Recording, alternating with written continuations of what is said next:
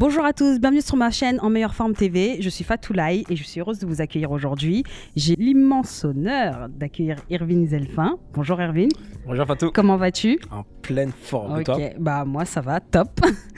Alors aujourd'hui, je t'ai sollicité parce que j'ai un sujet hyper intéressant à traiter qui est le subconscient et le sport. Ok. Ça te parle? Deux sujets qui sont brûlants et qui sont vraiment très importants. Ok, super. Alors ma première question, c'est quel rôle joue le sport dans la recherche du bien-être mental?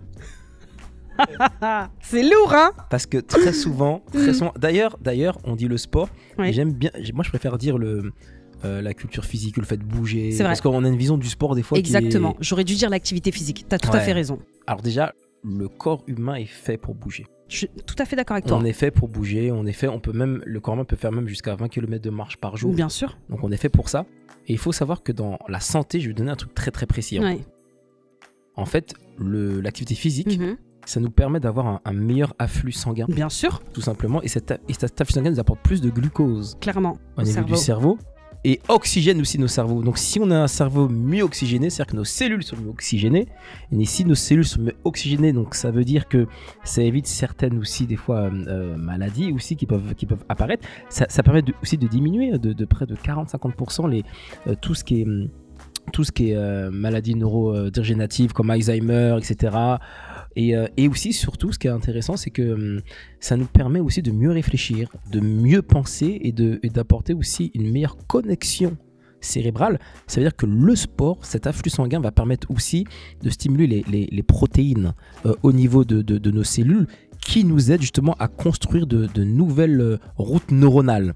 Voilà, pour pouvoir vraiment donc mieux utiliser vraiment donc notre cerveau. Donc ça a vraiment une incidence sur le plan mental, sur le plan physique aussi, le fait de bouger, même en termes de notre posture pour notre santé qui est vraiment, je dirais, qui est sans précédent, qui est vraiment indispensable. C'est indispensable, oui, je suis tout à fait d'accord avec toi. Je ne vais pas définir l'activité physique parce qu'on sait tout ce que c'est avoir une activité physique, hein, c'est vraiment se bouger et autres, mais le subconscient, qu'est-ce que c'est? Parce que je ne suis pas sûre que tout le monde sache exactement ce que c'est. Le subconscient, comme son nom l'indique, c'est tout ce qui va échapper à la conscience. On va dire qu'il est à la limite de la conscience. Parce qu'après, on retrouve aussi l'inconscient. On voit l'inconscient. Alors les deux, ils sont tout proches. Hein. Ils sont tout proches. Mais en gros, hein, pour vraiment vulgariser, c'est vraiment ce qui va échapper vraiment à la conscience, mais qui aura un impact vital et un impact tellement puissant sur nous, sur notre conscience et sur nos actions et ce que l'on fait et ce que l'on produit. Tout à fait d'accord avec toi. Comment ça fonctionne? Il faut savoir que notre subconscient, déjà, il est très rapide. Quand je dis qu'il est rapide, je donne des chiffres qui sont très simples. La vitesse de notre flux, je dirais, pas notre flux, mais la vitesse de notre temps de réaction, plutôt notre temps de réaction et la vitesse du système nerveux, du conscient, il va de 190 à 225 km/h, ok, pour le conscient. Pour notre subconscient, ou même pour l'inconscient, cette vitesse, elle est de 400 milliards. 400 milliards, c'est une différence. C'est énorme. Si on fait un calcul, ça représente pour la conscience environ 2000 bits par seconde et ça représente pour l'inconscient environ 400 milliards de bits par seconde. Donc c'est énorme. Donc en gros, je vulgarise encore plus, le subconscient c'est automatique. C'est automatique. Ça veut dire qu'en fait, c'est automatique. Ça veut dire que c'est une chose que l'on fait sans y penser. Sans y réfléchir. Mais par contre, effectivement, ce qui est dingue, c'est que le conscient, par contre, on peut utiliser le conscient pour pouvoir impacter aussi notre subconscient, pour pouvoir vraiment communiquer avec lui. Et c'est important parce qu'en fait, tout ce qu'on fait, c'est-à-dire que depuis qu'on est petit, on va dire, on vit dans l'inconscient qu'on est petit jusqu'à peut-être 6 ans, 7 ans. Mais dans cette période-là, on va bâtir notre futur adulte parce que c'est là que tout joue. Et c'est là que tout est intégré directement en nous. Et ensuite, si on veut changer les choses, il va falloir pouvoir avoir accès justement à ce subconscient, utiliser le subconscient et avoir aussi accès à notre inconscient aussi pour pouvoir justement donc changer les choses ou les améliorer et les faire évoluer, mais pas notre conscience, parce que le capitaine, celui qui décide, c'est notre conscience, de 2 à 4%. D'accord ? Mais c'est comme si on était sur un bateau Le capitaine, c'est vraiment lui le conscient. Et si le capitaine il dit allez, il dit à l'équipage, et l'équipage représente donc le subconscient et l'inconscient. D'accord. Il dit allez, on vire tout ça à droite, etc. Si l'équipage dit nous on va nulle part. On va nulle part, on reste là, on va aller à gauche de l'autre côté. Ah ben du coup, le bateau irait à gauche. Oui, bien sûr. D'accord. C'est-à-dire que le capitaine doit savoir communiquer donc avec justement l'inconscient. C'est fou hein, de se dire que ça a une part aussi énorme dans notre vie. Parce qu'on s'en rend pas compte. Là, le fait, parce que si je me trompe pas, si je reprends tes chiffres, tu me disais le conscient, c'est combien de pourcents?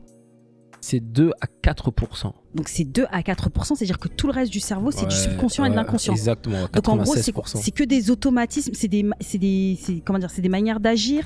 Ouais, en fait, c'est des automatismes, c'est des manières d'agir et surtout, en fait, ça correspond aux 3 cerveaux qu'on a. Ça, on a un seul cerveau. Bien sûr. Mais si on imagine, on a environ 3 cerveaux. On a le premier cerveau, c'est le cerveau reptilien qu'on a eu il y a très longtemps, qui lui s'occupe naturellement de la respiration, qui va s'occuper de la digestion, etc. Tout ça, mais qui va aussi s'occuper aussi de nos réactions, de peur, etc. Qui va réagir vite. C'est le cerveau reptilien. Après, le deuxième cerveau, c'est le cerveau paléo-mammalien, qui est le cerveau émotionnel. D'accord ? Et ce cerveau-là, c'est lui qui s'occupe de la sexualité, etc., de différentes choses. Et du coup, ces 2 cerveaux vont former le cerveau inconscient. D'accord ? Et c'est là aussi que le subconscient, on va pouvoir aussi le gérer. Le reste du cerveau, donc le néocortex, le nerf qui s'est développé, avec les différents lobes du cerveau, lui, c'est lui qui s'occupe justement de la planification, de l'imagination, l'organisation, etc., tout ça. Et lui, justement, il peut prendre des décisions qui vont impacter après aussi le subconscient. Encore faut-il savoir comment l'utiliser. Oui, c'est ça. Parce que, je vais poser cette question comme ça, mais par exemple, moi, j'ai déjà fait de l'hypnose. Et de ce que je me rappelle, le but, c'était de jouer justement, en tout cas, je vulgarise, et tu m'arrêtes si je me trompe, et elle me disait que le but, c'était de jouer sur mon inconscient. D'accord, d'aller étudier mon inconscient, parce qu'on se rend compte parfois, on a tous des problèmes différents, et parfois on va refouler certaines choses. Pour X ou Z raisons. Concrètement, l'hypnose, le fait, parce que on est dans un état, on dit on est dans un, je sais pas si c'est un état de transe, je sais pas c'est quel, on est dans un état d'hypnose. Et moi, de ce que je me souviens, donc j'entends, elle me parle, elle me dit des choses, on recrée des situations.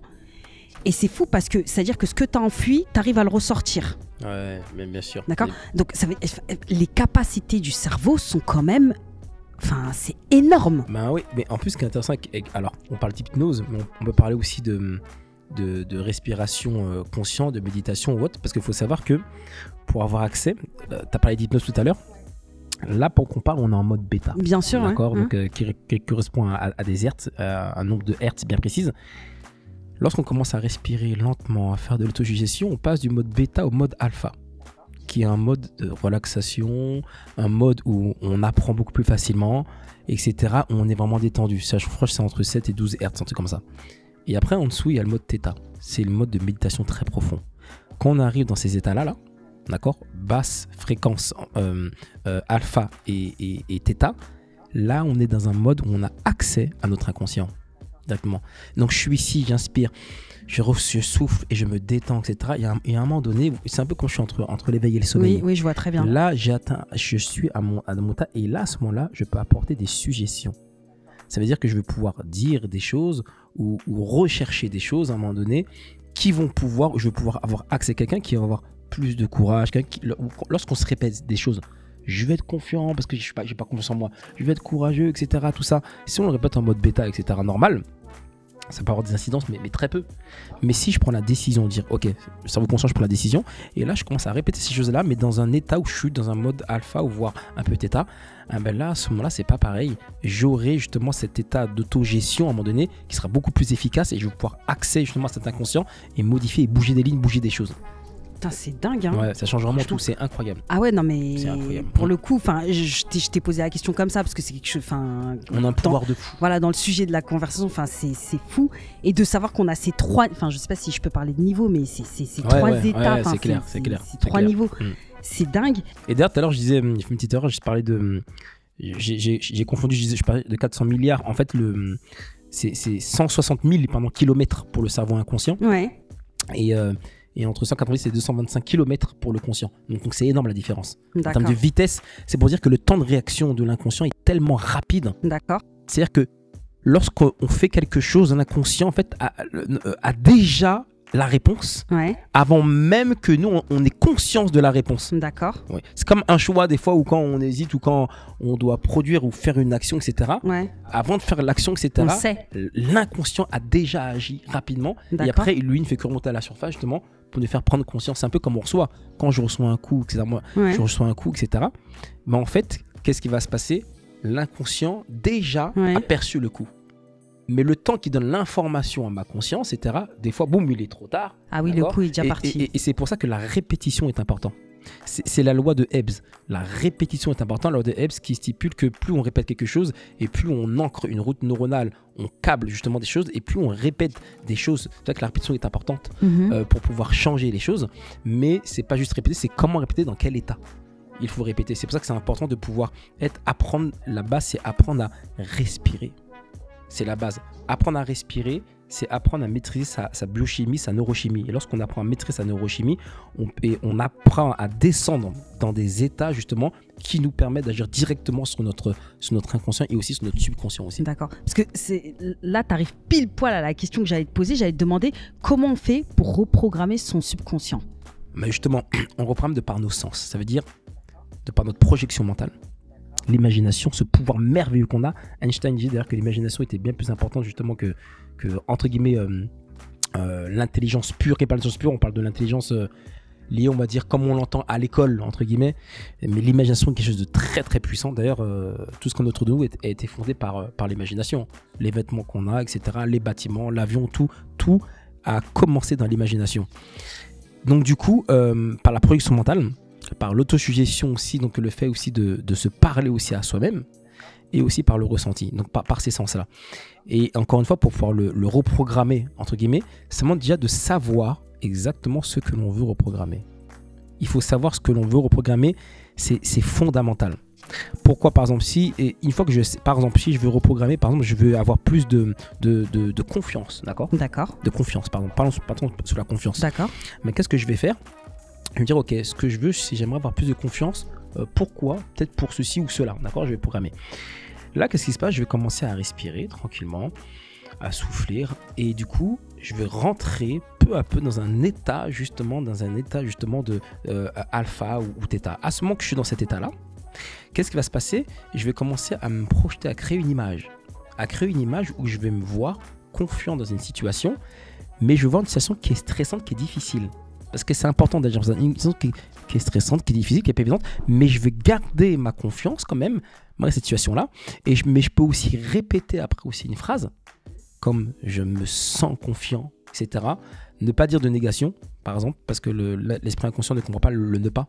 Si on dit à un enfant, par exemple, ne cours pas dans l'escalier, l'inconscient va comprendre, cours dans l'escalier.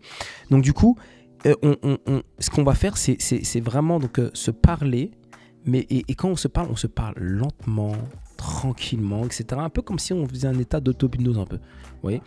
Et à ce moment-là, le fait de répéter ça en fait, régulièrement tous les jours, surtout avant d'aller dormir par exemple, ou le matin, ensuite, lorsqu'on va dormir, on tombe dans l'inconscient, naturellement, notre cerveau va travailler, il va se souvenir de ça et il va petit à petit changer, modifier les choses, etc. Ça, c'est la première chose. Et ensuite, pour pouvoir modifier ça, il faut se comporter. Il faut se comporter ensuite, même lorsqu'on est conscient, de la même manière justement qu'on s'est auto-suggéré justement donc des choses. Ça veut dire que dans la vie de tous les jours, après, je vais agir sur mon corps aussi, parce que c'est important. On agit sur là, j'agis sur le conscient.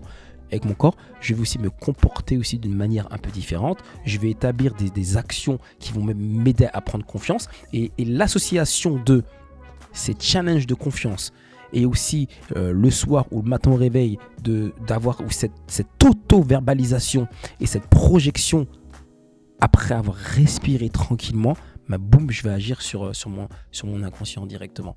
Et ça va faire bouger beaucoup de choses. C'est hyper puissant ce que tu dis là. C'est très très puissant. C'est redoutable. Parce que du coup, là comme ça, en vrai, parce que tu me dis que l'inconscient ne connaît pas la négation. Donc en fait, c'est quoi ? C'est cultiver la pensée positive ?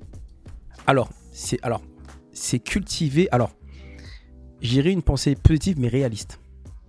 Parce que si on est que dans la pensée positive, par exemple, une pensée positive, il n'y a pas de problème, tout va bien, alors que dans la vie, il y a des problèmes, il y a des difficultés. Parce que lorsqu'on est que sur la pensée positive uniquement, c'est bien, mais le problème, c'est que ça peut altérer des fois une forme de réalité.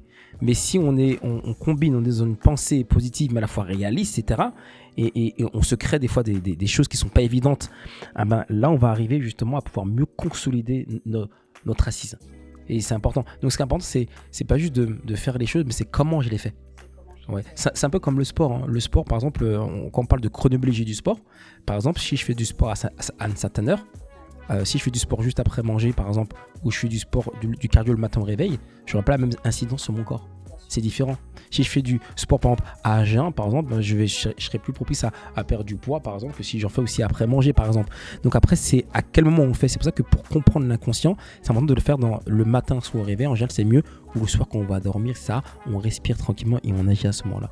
C'est très important d'agir. Et en journée, on peut agir sur sa conscience et mettre en place des actes qui nous aident à accomplir tout ça. D'accord, c'est ce que j'allais dire, ouais. En fait, mettre en place de nouvelles habitudes. Exactement. Qui vont dans le sens de ce qu'on veut changer. Exactement. Mais il faut répéter. Il faut répéter et se confronter à la réalité. C'est important. C'est pour ça que ce qu'on médite le soir ou peu importe hypnose, méditation, ouais. Il faut le confronter dans la journée. C'est très important. Ça, on va optimiser les choses. Et pour se confronter, il faut être dans un état de flow où on utilise notre quotidien. Tout simplement, c'est comme pour la respiration. En fait, et pour réussir à être dans cet état, il faut aller étape par étape, il ne faut pas tout faire en même temps. Et donc, ce qui est important, c'est vraiment de se focaliser sur une chose à la fois. Mm-hmm. Ça veut dire que pour pouvoir atteindre son subconscient, travailler avec et même travailler avec son inconscient, il faut au départ, et ça c'est la puissance de la concentration, il faut se focaliser sur une seule chose. D'accord. C'est commencer par la respiration. Okay. Parce que la respiration, ça va être l'arme ultime qui va nous permettre de mieux nous projeter, de mieux verbaliser. Mais si on ne maîtrise pas déjà ça, ça va être compliqué. Donc du coup, et comme je sais que c'est difficile de rester sur place pendant 1 heure à respirer, etc. À part si on est moine bouddhiste, on vit dans une grotte, etc. On vit, voilà, il y a une réalité qu'on vit, c'est comment le faire. Dans ce cas, je propose un état de flow. C'est quoi? C'est choisir une chose qu'on aime bien faire, qu'on fait tous les jours. D'accord. Certains aiment conduire, certains aiment faire la cuisine, certains, c'est au moment de manger. Ouais. C'est, exemple, si je prends mon cas pour la nourriture, c'est dire, ok, je mange 3 fois par jour. C'est avant de manger, je vais respirer juste 3 fois. Ou 4 fois ou 5 fois, faut pas que ça prenne beaucoup de temps. D'accord. Donc je vais inspirer et je vais rallonger l'expiration pour me détendre. 1 fois. Et qu'est-ce qui se passe? Je verrai qu'en faisant ça, même quand je vais manger par exemple, là, du coup je vais mieux gérer ma nourriture parce que très souvent on mange par émotion, etc. Et là je vais manger en des émotions dans un état de sérénité. Mon système limbique qui gère les émotions va être beaucoup plus calme, détendu. Et du coup à ce moment-là, le fait de le faire, le fait de le refaire après ma midi et le refaire après le soir, mais du coup, si je fais ça 3 fois ou 4 fois, peu importe, si je fais 4 fois, par exemple, ça me fera 12 respirations déjà par jour. Et du coup, le fait de refaire ça le lendemain, je reste dans un état de flow tranquillement. Parce qu'après, je vais augmenter au fur et à mesure. Après, je vais passer de la nourriture à ma voiture. Quand je suis dans la voiture, je vais respirer les 5 minutes. Et c'est comme ça qu'on va réussir. Il faut donner des buts précis. Dire, le premier mois, je travaille que sur la respiration. Et après l'autre mois, je vais rajouter la production mentale. L'autre mois, j'ajoute la projection, etc. Et l'autre mois, d'ici 5 mois, etc. Tout ça, boum, on va consolider tout ça. Et ça, c'est super puissant et c'est efficace. Ok, d'accord. C'est hyper intéressant. Du coup, je vais te poser une dernière question pour finir. Comment changer la perception de soi? La perception de soi, déjà, elle est beaucoup liée à la question de l'estime qu'on avait parlé la dernière fois, de l'estime de soi. Et ça veut dire que pour se percevoir tel qu'on est, en fait, il faut percevoir les actions que l'on met en place. C'est très important. Par exemple, et pour pouvoir changer les choses, il faut déjà faire comme tout, un état des lieux. Ça veut dire que, par exemple, je sais que je dois mettre en place des actions et je le fais pas, etc. Ah, peut-être que je procrastine un petit peu. Pourquoi je procrastine? Est-ce que peut-être j'ai pas de but, objectif? Je sais pas. Je dois faire ça. C'est vrai que là j'ai un peu peur, je manque de confiance, de courage. Donc, état des lieux, etc. Et à partir de là, hop, on peut après se dire, ok, là je pars sur une réalité. Ça veut pas dire que je suis pas courageux, c'est pas ça. Ça veut dire que j'ai ces qualités en moi, mais juste que je les ai pas en fait développées, etc. Mais elles sont en moi, ces qualités. Elles sont en moi. Il faut juste les développer ou les faire ressortir. Pourquoi je dis ça? Parce que demain, on peut très bien dire à quelqu'un, ah non, je suis pas courageux, mais ton enfant est en danger de mort face à des personnes. Tout d'un coup, le courage va venir et se développer à 100%. Exactement. Et d'où ça vient? Donc ça veut dire qu'on l'a en soi en fait. Mais comme l'action était suffisamment importante pour pouvoir sauver une personne, et comme pour nous justement des fois on ne considère pas ça comme trop important, donc c'est pas qu'on traîne des pieds. C'est pour ça que en fait il faut important de faire un état des lieux, et pour changer sa perception de soi une fois qu'on a fait son état des lieux, c'est de se dire ok, maintenant je choisis d'avoir telle intention, je décide d'incarner cette manière d'être. D'accord. Tu vois, je décide d'incarner cette confiance, je décide d'incarner ce courage, je décide d'incarner cela. C'est un choix que je fais. Ça ne veut pas dire que je serai parfait. Non, bien sûr. Mais le cheminement que je vais suivre, etc., dans ma posture, dans mon attitude, dans ma projection, etc., de ce que je vois, comment je me parle, je vais changer mon rapport avec moi. D'accord. Tu vois, quelqu'un qui a parlé de courageux, quand il va parler, il faut qu'il dise, ok, maintenant quand je parle, je veux que mes actes liés à mes mots, ce sont des actes qui sont liés au courage. Quand je vais agir, même si des fois j'y arrive pas, je suis bloqué, mais je suis en fait dans juste l'idée déjà de vouloir se transformer, de vouloir passer à l'action réellement, déjà implique déjà un premier changement déjà. D'accord. Donc on y va étape par étape. Exactement, au final. Toujours. Parce que le cerveau a besoin de se focaliser sur une chose. C'est très important. L'être humain on peut pas faire plusieurs choses à la fois. Sinon, on va être perdu. Une chose à la fois. Donc, le conseil que tu donnerais, c'est quoi? C'est prendre un cahier, noter, comme on parlait du courage. Par exemple, dire, je sais pas, ce que je veux changer aujourd'hui, c'est d'être plus courageux. Est-ce que le fait d'écrire, ça a un impact plus fort? Oui, alors, parce que faut savoir que lorsqu'on écrit, en fait, c'est comme s'il y avait aussi une écriture synaptique. C'est pour ça. C'est comme l'informatique, il y a le langage HTML, etc. Tout ça. Il faut savoir que quand on écrit quelque chose, cette écriture aussi, s'inscrit après dans notre pensée directement. C'est ça que c'est puissant de l'écrire. Il y a plein d'études qui le montrent. Et donc, du coup, après, c'est qu'est-ce qu'on écrit, par exemple. Ça dépend, il y a plusieurs chemins. On peut dire, quelqu'un qui dit je suis, par exemple, courageux, je me sens courageux, c'est différent. Ou j'ai un esprit courageux et j'agis comme une personne courageuse. C'est encore différent. J'agis comme personne courageuse malgré les difficultés, même si, tu vois, et c'est important parce qu'on change cette notion de réalité, tu vois. Et du coup, et le fait de juste l'écrire, mais après, une fois qu'on l'écrit, il faut l'incarner. D'accord. C'est comme un combattant. Demain, je peux très bien dire je suis un combattant courageux. Par exemple, je suis un combattant courageux. Je l'écris. Je suis un combattant courageux. Non. Ensuite, il faut marquer en dessous quelles sont toutes les choses que je peux faire, justement, qui va développer encore plus cette qualité-là. D'accord. Le poids des mots, quoi. Exactement. Par exemple, moi, je l'ai fait personnellement. Je suis un combattant courageux. Ok. Je lui dis, ok, à l'entraînement, je vais apprendre à plus recevoir les coups. Entraînement, je vais apprendre et quand je fais un entraînement physiquement, après je fais des coups, j'avance, bam, j'avance et je développe ce sentiment de courage et du coup je développe d'autres qualités. D'accord. C'est incroyable. Oui, bien sûr. Dans la vie de tous les jours, quelqu'un peut se dire ça, il faut qu'elle mette après des actions derrière. Ouais. C'est important. Ouais. Toujours le truc, je me sens courageux, mais je place une liste d'actions derrière que je vais faire. Et je me focalise. Qu'est-ce que je fais pour devenir cette personne-là? Exactement. D'accord. Tu vois. Ah, c'est énorme. C'est énorme, mais c'est un vrai travail. Ah, mais bien sûr. En fait, on se rend pas compte, mais c'est quelque chose qu'il faut structurer, qu'il faut travailler, qu'il faut mentaliser. Mais bien sûr. On s'en rend pas compte comme ça, mais c'est vrai que le fait d'écrire, honnêtement, tu as tout à fait raison. Mais bien sûr. Par exemple, tu prends un enseignant, les enseignants que je forme, ils disent à la longueur de journée aux enfants, concentre-toi, allez, concentre-toi, je dois me concentrer, concentre-toi. Mais si tu dis pas comment se concentrer, il fait comment? C'est très compliqué. D'accord. Par contre, si tu lui dis, ok, concentre-toi, ok, je suis quelqu'un de concentré. Ok, d'accord, très bien, là tu l'as dit, je suis concentré. Maintenant, ok, inspire, relâche-toi. Fixe un objectif. Boum. Ok, maintenant tu fixes l'objectif pendant que je parle, analyse les mots-clés. Tu donnes des trucs d'action qui va l'aider à avoir cet état-là. D'accord, c'était l'état de concentration. C'est exactement ça. D'accord.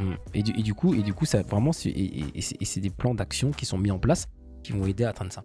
Et le fait de l'écrire, déjà, juste ça matérialise le fait de l'intention qu'on va avoir. La base, c'est notre intention. Il faut que notre intention elle est mise en place, elle est présente. Après, on voit quel est le chemin. Qu'est-ce que je vais faire qui va m'aider justement à développer ça. D'accord. C'est dingue. Hein. On se rend compte mais le cerveau, c'est immense. C'est incroyable. C'est vraiment incroyable. Ouais. Franchement, à étudier. Non mais là, enfin, honnêtement, je suis désolée. C'est-à-dire que là, c'est un peu court. On pourrait développer. Il y a énormément de choses à dire, mais on peut pas. Voilà, on peut pas. C'est un sujet qui est hyper vaste, dont on va parler prochainement. On refera encore une session dessus et on approfondira et on discutera parce qu'honnêtement, c'est très très intéressant et je pense que ça peut aider énormément de personnes. Moi, la première, hein, je me sens hyper concernée par tout ce que tu dis et franchement, merci beaucoup, Irvine, vraiment pour toutes tes réponses, pour ta disponibilité parce que c'est hyper important. C'est des sujets qui sont très très importants et qui vont aider énormément de personnes. Merci à tous de nous suivre, merci d'être présents. On se dit à la prochaine. Fatoulaye, bye bye.